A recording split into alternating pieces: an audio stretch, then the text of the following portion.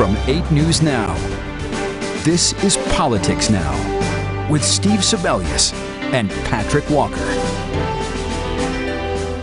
Well, Nevada's very last odd-year municipal election is in the books, and it caused a shakeup in at least one Valley City. Thanks for joining us. I'm Steve Sebelius. And I'm Patrick Walker. The municipal general election on Tuesday ushered in some new council members and a new mayor. Let's start here in Las Vegas. In Ward 1, we saw a battle between two candidates who have experience working with the city.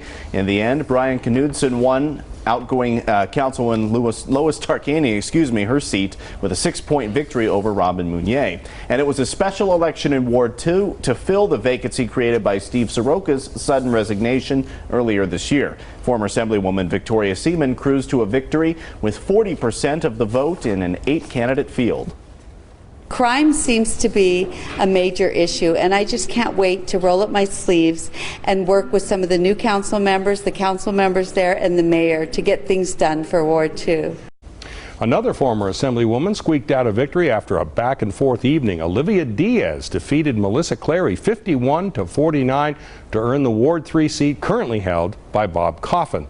We caught up with the two new councilwomen, including Diaz, just as she learned she pulled out the win. I definitely want to bring more cohesion to our ward, and I want them to know that I'm going to be a representative for them.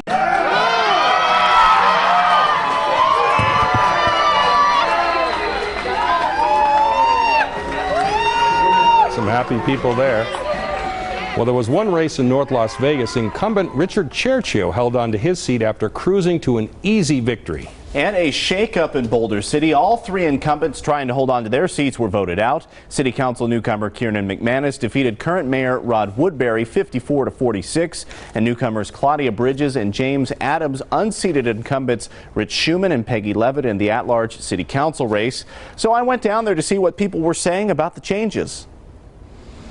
A light breeze blows through Boulder City the day after the election. Some here liken it to the winds of change. Yeah, it's been a lot of people have been coming in talking about it. Terry Stevens owns the Coffee Cup. It's one of the hot spots in town where people gather to talk about the issues. Some people are a little bummed out and some people are excited. Just a little bit of change for the town. Boulder City native Taylor Halfpenny is one of those who is excited. I think here in Boulder City it is a really old small town. But just because it's old doesn't mean that it can't be exposed to fresh light. So, yeah, I think it's exciting. I saw 2 years ago changes coming that I don't think would have been beneficial for us and would have changed the character of the town. Freshman City Councilman Kiernan McManus will take over as mayor in 2 weeks. After nearly a dozen ethics violations and investigations had mounted against city staff and mayors and councils dating back to 2011, McManus and fellow newcomer Warren Harhay flipped the two seats up for election in 2017. With the other two incumbents losing their seats Tuesday night and McManus now taking over as mayor, he says it's time to do better. We've seen ethics violations, we've seen some issues with the state over the last several years. Does that change now? I hope so. It will certainly be my intent that the public will be involved. They will know what's happening here. Some of the ethics violations that occurred in the past were decisions that were being made outside the public eye, and we need to make sure we don't do that any longer. As for his other priorities, Mayor-elect McManus says keeping the utility rates low, maintaining Boulder City's small-town charm, and finding a cost-effective way to replace the city's 40-year-old pool are all at the top of his list. And as we mentioned at the top of the show, Tuesday's odd-year municipal election will be the last of its kind in Nevada. Governor Steve Sisolak signed Assembly Bill 50, which consolidates those odd-year elections with even-year contests for president, Congress, and state offices. Well, the Clark County School District is taking heat over a decision by its superintendent, Dr. Jesus Jara, to eliminate all dean positions from middle and high schools. By cutting those 170 jobs, the district anticipates closing a $17 million budget gap that would allow it to be able to pay for teacher raises and increasing costs in health care, which Governor Sisolak promised back in January. At Thursday night's school board meeting, dozens of employees, parents, and students sounded off on those cuts. Nobody listen. Thank you, Mrs. Salt. Hear us now. Thank you, Mrs. Self-discipline is no. You guys are on your phones. You sit and you ignore us, and we have been screaming from the top of our lungs. As your executive officer and superintendent, I've had to make some very tough decisions to improve the outcomes that will bring not only fiscal stability to the district, but also improve educational outcomes for students. Along with the loss of dean positions, $7 million was also cut from the central office. The administrators union is threatening to sue, alleging the trustees voted in closed session to authorize the cuts. Board members denied those allegations and say JARA has the authority to make that call. Well, one big question we have been hearing, how will schools pick up the slack for discipline and safety? Dr. Jara said this week that he wants to hire 10 more police officers on top of the 8 that were hired this year. He then also said he eventually wants to have 2 officers at each high school and more to be stationed in middle schools. That's close to what we've heard from some calls in the community for 2 officers at middle and high schools each.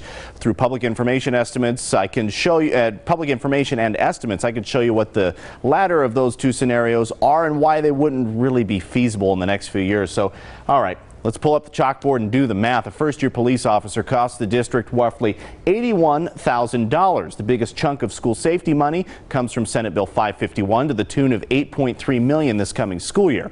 CCSD would get a majority of the money, so with an estimate, let's make it an even $5 million. When you divide that by that cost of an officer, you get just over 61 and change, so that means 61 new officers. If you add that to the 157 coming into 2018 that deal with students specifically, you get 218 officers. If you were to put 2 in each of the middle and high schools here in Clark County, that would bring 216 officers out as a total, but take a look at this, 218. So that leaves 2 officers for all of the elementary schools in the county and patrols. Clearly, that's not feasible with the money that's there. Steve. Thanks, Patrick. Governor Steve Sisolak has been on a bill signing rampage this week, many of them with much fanfare. One of those was a key part of the Democratic Party's platform this legislative session, raising the minimum wage to $12 an hour by 75 cents per year starting in 2020. Right now, it's $8.25 an hour if you don't offer health benefits to your employees, $7.25 if you do. The bill was sponsored by Assembly Speaker Jason Frierson. You know, let's remember, business owners were at the table. This was a very collaborative conversation about what makes sense for our state. And we didn't necessarily want to mimic what any other states did. So we talked with the chambers, we talked with large and small business owners to find out what we could do to help improve our economy here, but not put people out of business. And so the $12 over a 5-year period was something that I think ultimately landed in most folks' comfort level. Frierson acknowledged that some cities have raised their minimum wages to $15 and some states have passed laws to phase in a $15 wage over time. Progressive groups wanted Nevada's wage set at $15 per hour too, and they were disappointed they didn't get that. But the speaker said the bill signing was just the beginning of the conversation and that the wage could increase in the future. No, it was a road to get here, and I think it took a lot of work involving stakeholders, some of which wanted more, some of which wanted less or a shorter time. But this was a reflection of messages we got at the door of voters, of what voters wanted to see. I think a $1,500 a year raise for somebody making minimum wage is significant. Another thing that may be significant, Assembly Joint Resolution 10, which passed the legislature, would allow the legislature to enact future increases in the minimum wage if it passes. Now, AJR will have to pass the 2021 legislature and then go to voters for approval in 2022. Of course, a lot of bills, Steve, that were passed, and we can't talk about all of it. Any more of them stick out in your mind? Well, there was a controversial one that passed this week that keeps that business payroll tax at the same level that it's at. It had been scheduled to fall to a lower rate. Now, Republicans contend that's the same thing as a tax increase, and they predicted a lawsuit because Democrats didn't get a 2/3 supermajority, and we know that is required for any tax increase. Yeah, we've talked a lot about that bill on this show. Well, one of the reasons Democrats were able to pass so much of their agenda was because, of course, they control both houses of the legislature. The Nevada GOP is hoping to fix that with a candidate training school next week. I sat down with their spokesman, Keith Skipper, to talk about what their plans are to teach new recruits. The last couple of cycles haven't been kind to Republicans here in the state.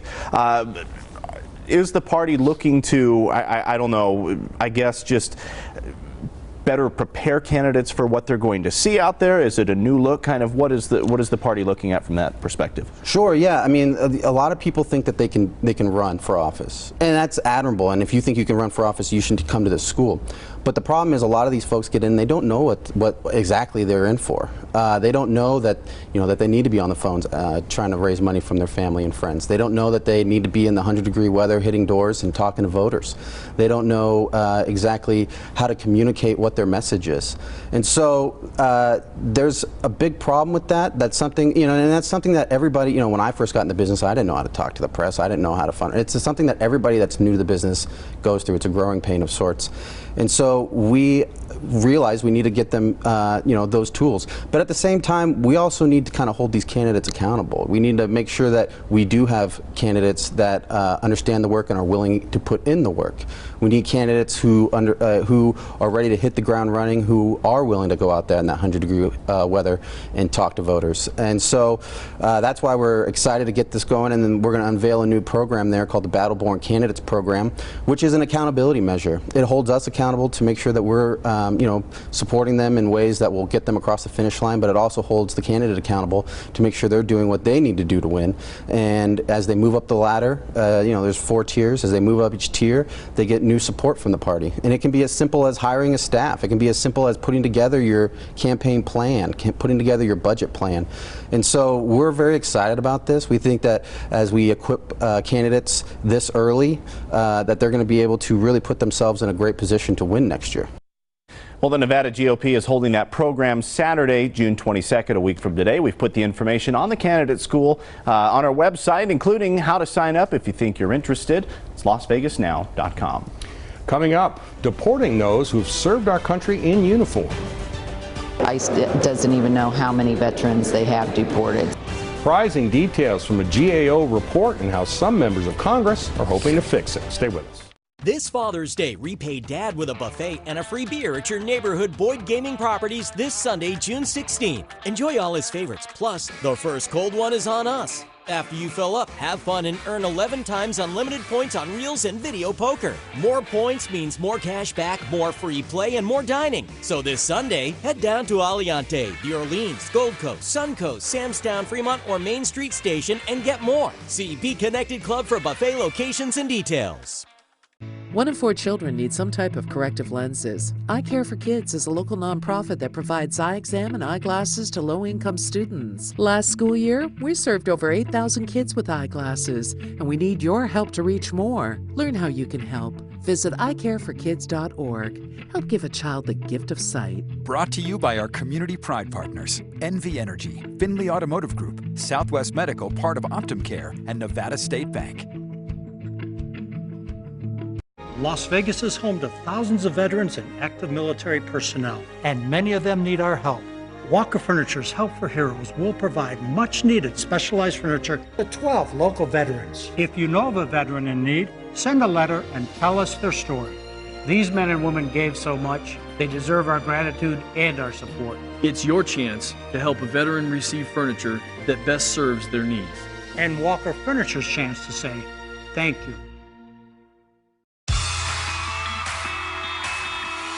Never, never, never, never, never.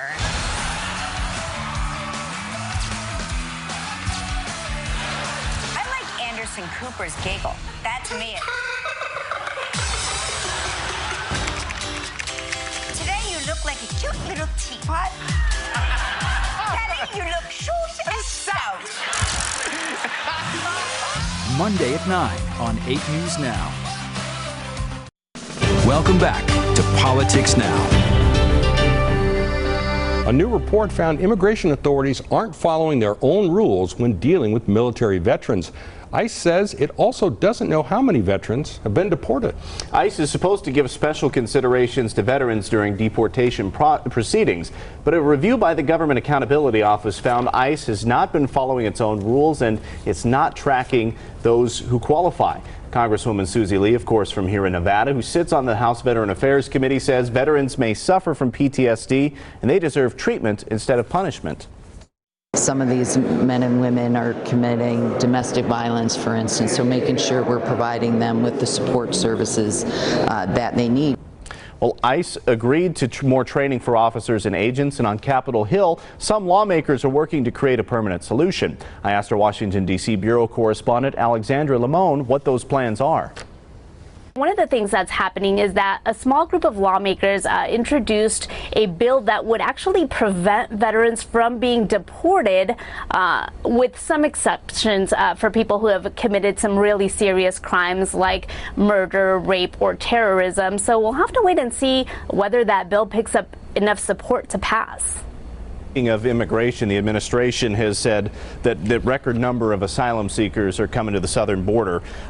They're running out of money, frankly, in places to put people, to house the migrants. They've addressed the issue with Mexico. We've talked about that agreement, but what about DHS on the U.S. side? What are they looking to do to take care of that? Well, what DHS hopes for is to get more money from Congress. In fact, in recent weeks, the acting secretary of DHS has repeatedly asked Congress for $4.5 billion in emergency funding, and it's unclear at this point, though, whether DHS will get that money, in part because Democrats and Republicans kind of disagree on what to use that money for, and I'll explain. The Trump administration wants to change the rules, and they want to start holding migrants, including immigrant families and children, for much longer periods of time than the government is currently allowed to, and Democrats don't like that idea at all. In fact, they point to recent inspections of ICE holding facilities that show that these centers are in deplorable conditions. Migrants have been receiving spoiled food and problems like that, so Democrats don't like the idea of holding migrants, and particularly kids, any longer. So that's one of the issues that's holding up this emergency funding. But what DHS hopes to do is to open 3 new emergency housing facilities.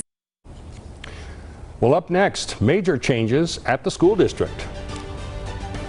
It's upsetting to see that they're cutting the deans. We need an audit of the Clark County School District.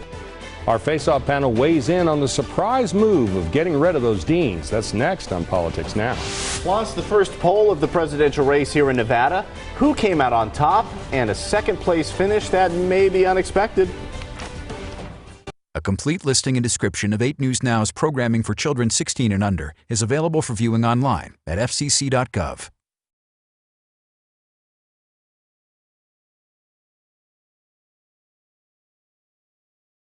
Every day we help people hurt in accidents. Do you know the compensation you're entitled to right now and in the future? Do you need our help? Golightly and Associates, 222-3333. I don't know, our relationship's just kind of boring. You're not alone. I used to have a limited selection of shows on demand, and let me tell you, it got very boring. I got DirecTV last week, and they have more than 50,000 titles to choose from. But what about my problems? Classic narcissist. What was that? Nothing. TV without thousands of titles on demand is just kinda TV. Don't just kinda TV, DirecTV. Sign up for DirecTV and get HBO included for a year. Call 1-800-DirecTV. This week on Wheel, she's looking for a rush. You're a dirt biker. Oh yeah, rah, rah. We're not allowed to do sound effects on the show. And he's got the silver touch. M. Yeah. 2 M's. Plus, Pat reveals contestant do's and don'ts. To me, it makes a player sound a little cocky. Don't do that. His little pet peeve. It is a pet peeve. See what drives him crazy all this week on Wheel. This week at 7:30, only on 8 News Now. The Jeopardy Teen Tournament is back. We're so excited. Oh, I'm nervous. Did I mention there's 100K up for grabs? 100K. Nice. I'm on Jeopardy, Mom. You don't scare me, buzzer. True Daily Double, please. Wow. It's the Jeopardy Teen Tournament. Boom. This week on Jeopardy. This week at 7, only on 8 News Now.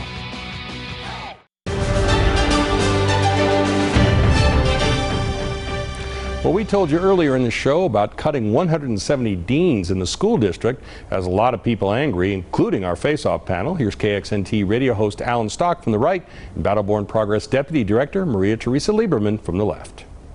It's upsetting to see that they're cutting the deans. A lot of people are talking about how, deans really do serve an important purpose. I know I enjoyed a lot of the deans that I had. Not only were they doing their job, but they were mentoring students because sometimes teachers just couldn't. They had the ability to do that.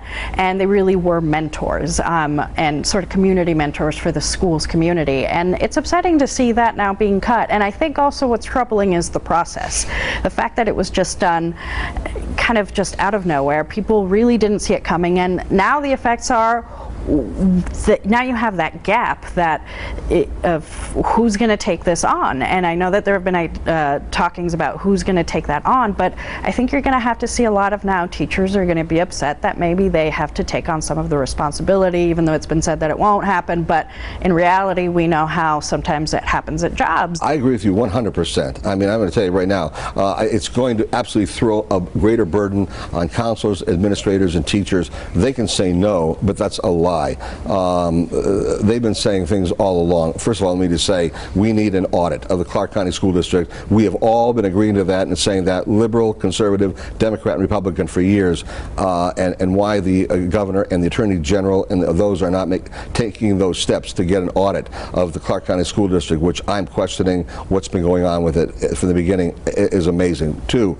I absolutely believe that there was no real communication that went on between Jesus Jara and Steve Sisolak, their people, at all during most of the legislative process. So how do you wind up with the governor saying 3% raise, making all the other promises, we're not going to raise taxes, and then Jara saying, but we need more money, we're going to cut to the bone, we can't do it, and now at the last minute, what does he say? He's going to cut 170 deans, saying it's going to present a greater security threat to the schools, and it's going to do that. Yes, they're going to hire a couple more canine dogs with the money, and they're going to hire another cop or two for a campus here and there.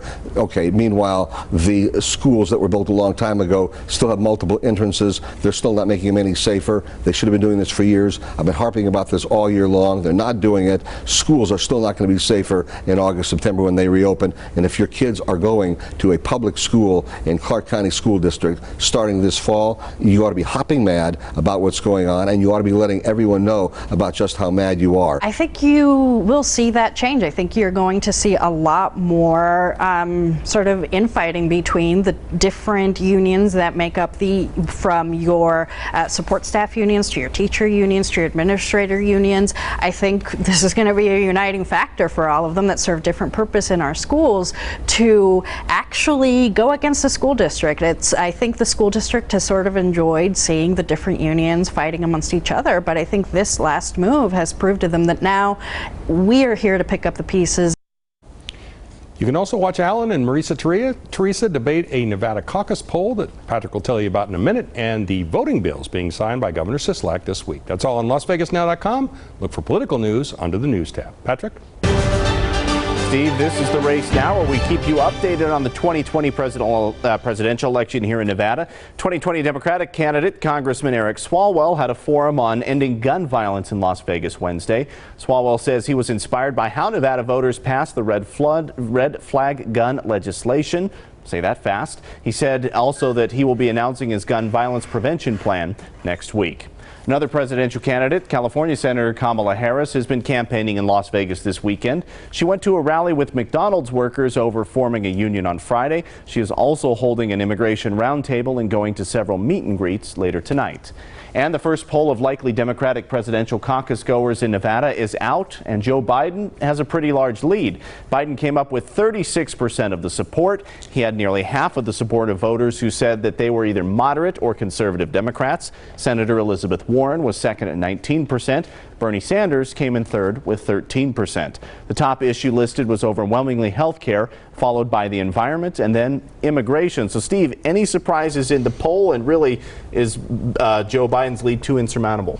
Well, no, the surprise would have been if Biden wasn't in the lead because of his 8 years as vice president, his high name recognition. I think maybe it's interesting, though, that Elizabeth Warren, who's on the same platform as Bernie Sanders, surpassed Bernie Sanders in the poll using essentially the same issues that he was campaigning on back in 2016. All right, Politics Now continues right after this.